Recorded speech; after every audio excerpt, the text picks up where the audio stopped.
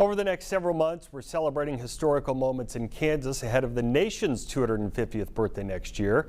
Just south of Abilene is a small town of Navarre. 100 years ago, it was a successful farming community until a fire burned through most of the town. Today is a population of just 52 people and a Kansas author trying to keep its history alive. Sophia Jernander has that story.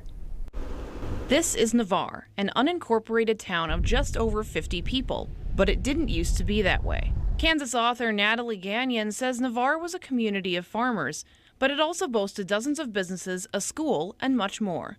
Big fire back in the early 1900s, and that really changed the whole town. The fire started in the co-op and quickly spread across the entire town. There's not really a water source that's readily available there. You had to dig at a minimum probably 60 to 80 feet in the ground. 100 years ago, Navarre was a thriving community. Today, it's a ghost town, but there are still remnants of the community that used to be.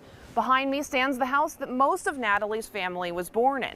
Her mother, grandparents, and several aunts and uncles. We went there for Thanksgiving and Christmas. Natalie says Navarre tried to hang on, and until the 1980s it did, but it never fully recovered after the fire. The Dickinson County Historical Museum says Navarre is just one of dozens of towns that died over time due to a decrease in farming. All of these towns, you probably would have had people that would have gone out and helped farm. Natalie wants to make sure future Kansans know their history, so she and her husband Jim tell the stories of Navarre, traveling to schools to teach kids about how life used to be. The kids don't know what a washboard looks like. Natalie says towns like Navarre built Kansas, and says that even if no one moves back to these towns, people need to make sure their memory is kept alive. And they have the atmosphere, they have the older buildings. That keeps the ambiance of the West and what we were and where we came from.